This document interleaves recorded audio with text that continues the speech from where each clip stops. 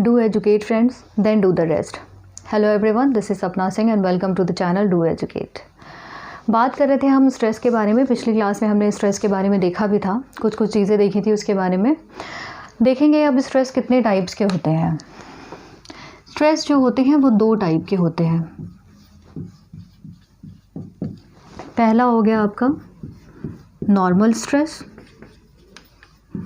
जिसे कि हम डायरेक्ट स्ट्रेस भी बोलते हैं। दूसरा हो गया शेयर स्ट्रेस।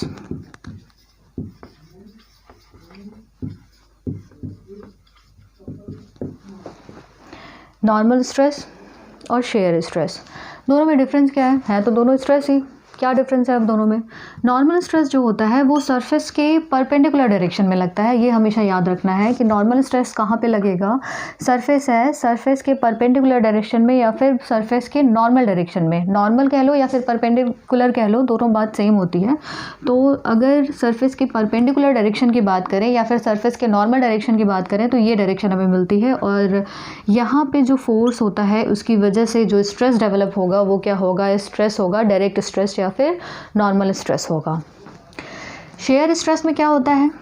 शेयर स्ट्रेस में जो फोर्स लगता है वो कहाँ लगेगा? इसमें तो परपेंडिकुलर हो गया, सरफेस के परपेंडिकुलर हो गया। इसमें क्या होगा?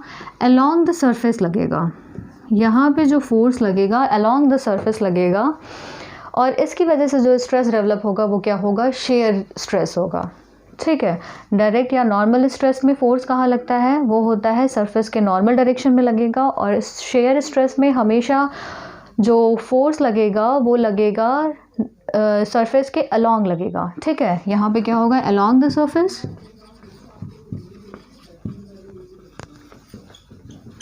और यहाँ क्या होगा? Perpendicular to the surface. ये चीज़ हमेशा याद रखनी है कि नॉर्मल स्ट्रेस में क्या होता है? फोर्स कहाँ लगता है? परपेंडिकुलर लगता है सरफेस के। और शेयर में कहाँ होता है? सरफेस के अलोंग फोर्स लगेगा। ठीक है।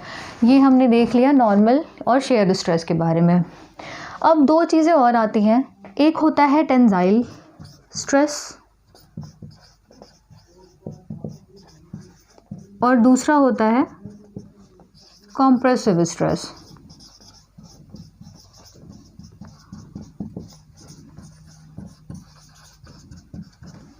क्या है अब ये टेंसाइल स्ट्रेस क्या है, कॉम्प्रेसिव स्ट्रेस क्या है? नाम से पता चल रहा है कि टेंसाइल मतलब क्या? टेंशन। किसी बॉडी को अगर हम खींचते हैं इस डायरेक्शन में, खींचना मीन्स टेंशन देना। ठीक है। तो वो चीज़ जो होगी वो टेंसाइल स्ट्रेस होगी। अगर किसी चीज़ को दबा रहे हैं, कॉम्प्रेस करना मतलब क्या होता है? दबाना होता है। अगर कॉम्प्रेस कर रहे हैं ये ऐसे इस तरीके से तो वो चीज़ क्या हो जाएगी? वो कॉम्प्रेसिव स्ट्रेस हो जाएगी। नॉर्मल सी बात है कि नाम से पता चल रहा है कि ये चीज़ें क्या है। ठीक है। टेंसाइल मतलब बाहर की तरफ खींचोगे और कॉम्प्रेसिव मतलब चीज़ों को अंदर की तरफ दबाओगे। तो ये हो गया टेंसाइल स्ट्रेस और कॉम्प्रेसिव स्ट्रेस। एक खास बात ये है कि टेंसाइल स्ट्रेस को हमेशा पॉजिटिव से डिनोट करते हैं और जो कॉम्प्रेसिव स्ट्रेस होगा उसमें माइनस साइन आता है।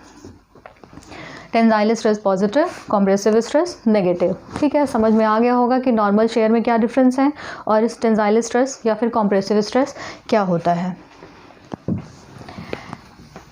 स्ट्रेस अभी आगे भी देखेंगे, स्ट्रेस किस डायरेक्शन में कैसे लगता है, इन चीज़ों को भी डिस्कस करेंगे। लेकिन उससे पहले एक छोटा सा टॉपिक है स्ट्रेन, वो पढ़ लेते हैं क्योंकि स्ट्रेन पढ़ना भी ज़रूरी है। अभी स्ट्रेन होता क्या है? स्ट्रेन का मतलब हो गया, ये देख लेते हैं पहले। जिस तरीके से स्ट्रेस जो था वो दो टाइप का होता था। एक होता था नॉर्मल स्ट्रेस और दूसरा होता था शेयर स्ट्रेस। इसी तरीके से स्ट्रेन भी क्या होते हैं? दो टाइप के होते हैं। एक होता है नॉर्मल और दूसरा हो गया शेयर। ठीक है। नॉर्मल हो गया और शेयर हो गया। नॉर्मल में हम तीन चीज़ों को पढ़ेंगे। एक हो गया longitudinal,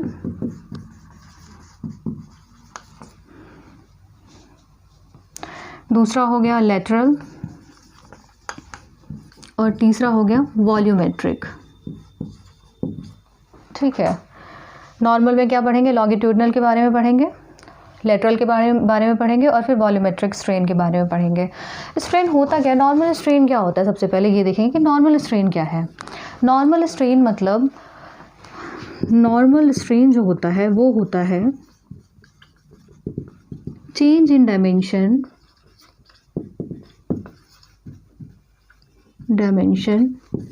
upon original dimension.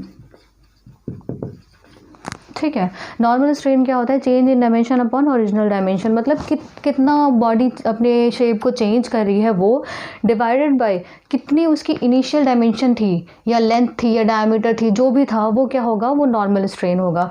Normal strain में हम तीन चीज़ों को देख रहे हैं, लॉन्गिट्यूडनल, लेटरल और वॉल्यूमेट्रिक। लॉन्गिट्यूडनल क्या होता है, एक बॉडी है, सपोज करिए ये बॉडी है, यहाँ पे हमने एफ फोर्स लगाया, एफ फोर्स लगाने के बाद ये बॉडी डिफॉर्म होकर इसकी शेप कुछ ऐसी हो जाती है।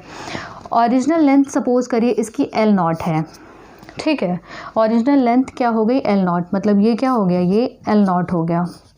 फाइनल पोजीशन इसकी क्या आ रही है, सपोज करिए ये L फाइनल, ठीक है, फाइनल लेंथ ये आ रही है, ओरिजिनल लेंथ जो थी L नॉट थी। तो लॉन्गिट्यूडनल स्ट्रेन क्या होगा, लॉन्गिट्यूडनल मीन्स नाम से पता चल रहा है कि लेंथ के बारे में बात हो रही है।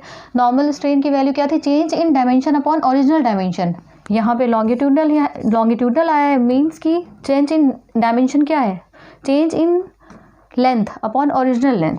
तो यहाँ पे क्या हो जाएगा, स्ट्रेन को हम ऐसे डिनोट करते हैं, ये क्या होगा, change in length upon original length. Change in length की वैल्यू क्या आ रही है, LF जो है, L फाइनल शेप ये है, ओरिजिनल शेप L नॉट है, तो चेंज इन लेंथ क्या हो गया, LF minus L not upon L not. ठीक है, ये हो गया लॉन्गिट्यूडनल स्ट्रेन की वैल्यू। लॉन्गिट्यूडनल ये हो गया। लॉन्गिट्यूडनल के बाद देखेंगे लेटरल मतलब हो गया ये डायमीटर से रिलेटेड है। जो लेटरल होगा, लेटरल स्ट्रेन, वो होगा change in diameter upon original diameter. ठीक है, तो डायमीटर सपोज करिए ये बार है, ठीक है, यहाँ पे फोर्स लगाया हमने,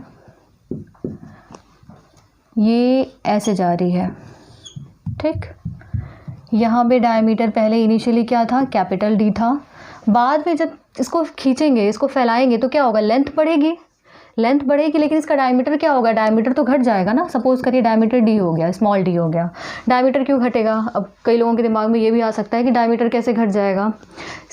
मटेरियल तो सेम है, मटेरियल में जो नंबर ऑफ़ एटम्स हैं वो तो सेम है ना, तो अगर कहीं से किसी चीज़ को खींचेंगे, कहीं उसकी लंबाई बढ़ रही है तो कहीं से तो घटेगी, इसीलिए तो वो बढ़ रहा है। ये चीज़ें हमें ध्यान रखनी है कि हमने इसको खींचने के बाद इसकी लेंथ तो बढ़ रही है, लेंथ बढ़ने के बाद इसके डायमीटर में कमी हो रही है। ठीक है, तो change in diameter divide by original diameter, वो क्या होगा, लेटरल स्ट्रेन होगा। तो चेंज इन डायमीटर क्या हो गया, पहले D था, बाद में स्मॉल d हो गया, ओरिजिनल क्या है, कैपिटल D है, तो ये क्या हो गया, लेटरल स्ट्रेन। लॉन्गिट्यूडनल देख लिया, लेटरल देख लिया, वॉल्यूमेट्रिक बचा है। वॉल्यूमेट्रिक की बात करते हैं। वॉल्यूमेट्रिक स्ट्रेन क्या होता है, जिस तरीके से हमने लॉन्गिट्यूडनल नाम से पता चल रहा था लेंथ, लेटरल नाम से पता चल रहा था डायमीटर, वॉल्यूमेट्रिक भी नाम से पता चल रहा है, it means change in volume upon original volume, ये क्या होगा, वॉल्यूमेट्रिक स्ट्रेन हो जाएगा। वॉल्यूमेट्रिक स्ट्रेन, इसको ये V जो है ये डिनोट करता है वॉल्यूमेट्रिक के लिए, और ये जो है स्ट्रेन का सिंबल है, आपको पता है। Volumetric strain is equals to change in volume upon original volume. ये जो चेंज इन वॉल्यूम होगा वो डिफरेंट शेप पे डिपेंड करेगा कि वो जो ऑब्जेक्ट है वो कैसा है। वो ऑब्जेक्ट कोई क्यूब हो सकता है, वो कोई रेक्टेंगुलर हो सकता है, कोई सर्कुलर हो सकता है, ठीक है, तो कुछ भी हो सकता है, वो डिपेंड करेगा कि वो शेप कैसी है। ठीक है, स्फेयर हो सकता है, सिलेंडर हो सकता है, कुछ भी हो सकता है वो, तो चेंज इन वॉल्यूम उसके ऊपर डिपेंड करेगा। इसके लिए हम आगे डिस्कस करेंगे कि किस चीज़ के लिए वॉल्यूमेट्रिक स्ट्रेन की वैल्यू क्या होगी, क्योंकि क्वेश्चन में एग्ज़ाम्स में कई बार ये चीज़ें पूछी जाती हैं, कई बार क्या मैक्सिमम टाइम ये क्वेश्चन पूछे जाते हैं कि हाँ कोई ऑब्जेक्ट है उसके बारे में कुछ डिटेल्स दे देंगे और बोल देंगे उसमें वॉल्यूमेट्रिक स्ट्रेन की वैल्यू क्या होगी। तो ये सारी चीज़ें बाद में डिस्कस करेंगे, मिलते हैं नेक्स्ट टर्न में। Thank you so much.